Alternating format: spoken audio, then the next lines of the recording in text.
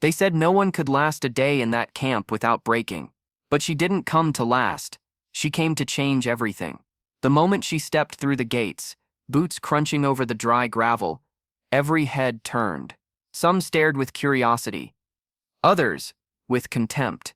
And then came the words that would set everything ablaze. "You're in the wrong place, Btch. Before I tell you what happened next, tell me in the comments where you're watching from. I love knowing who's listening." The words came from Private Harris, the kind of man who thought fear kept order. He was surrounded by 3 others, all towering, all sneering. The new recruit, Ava, didn't flinch. The sun above cut sharp angles across her face, calm, unreadable, almost too calm. She carried a duffel bag lighter than anyone expected. No patches, no insignias, no clue of who she was. Just those steady eyes that seemed to measure everything. When Harris reached out and yanked her shoulder, the world seemed to still. A few soldiers nearby stopped cleaning their rifles. Even the sergeant inside the mess hall glanced out the window, sensing the storm that was about to form. "Didn't you hear me?" Harris growled. "We don't need charity cases or PR projects here. Go back to wherever they dug you up." Ava's voice was soft, almost too soft. "I'll stay." And that was enough to make him laugh. The others joined in, mocking, jeering. One of them even grabbed her duffel and tossed it in the dirt. A puff of dust rose in the air, curling like smoke between them. Then Harris made his mistake. He wrapped his arm around her neck, half threat, half test.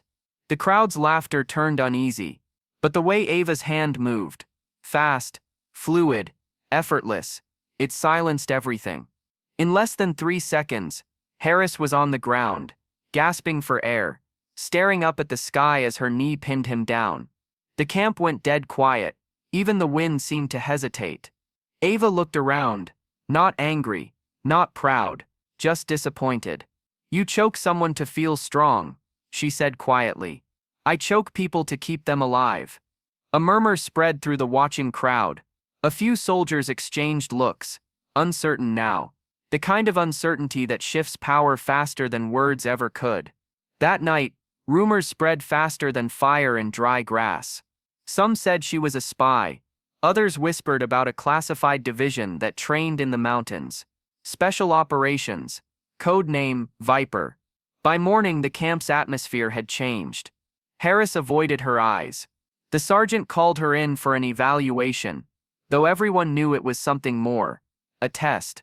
They gave her an impossible task: navigate the assault course blindfolded, with live rounds overhead.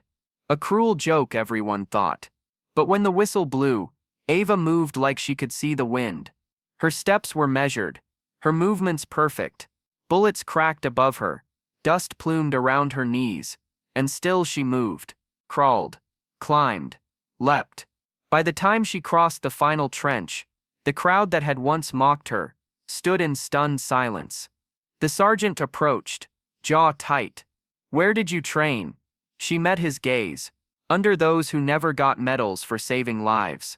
And just like that, the truth whispered through every barrack. She wasn't there to impress anyone.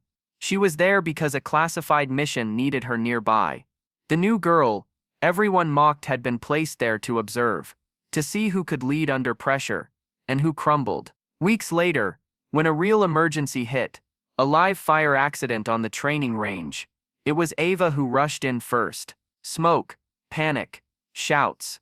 While others froze, she pulled 2 men out of the wreckage. Harris was one of them. When he came to, coughing, she was kneeling beside him, steady as ever. "You still think I'm in the wrong place?" she asked softly. He tried to speak but couldn't. All he managed was a faint shake of his head, and for the first time, respect replaced pride in his eyes. Because courage doesn't always come loud. Sometimes it walks in quietly, gets insulted, and still saves the very people who broke it first. Because strength isn't in who commands fear, it's in who chooses mercy. And as the morning sun cut across the camp once more, the place that once mocked her now saluted her. Because courage doesn't shout, it stands still, and lets the truth echo for it. And the girl they thought didn't belong, became the one everyone followed. Before you go, tell me in the comments, have you ever been underestimated and proved everyone wrong? I love reading your stories. Don't forget to like, subscribe, and stay with us for more stories that reveal the power of quiet strength.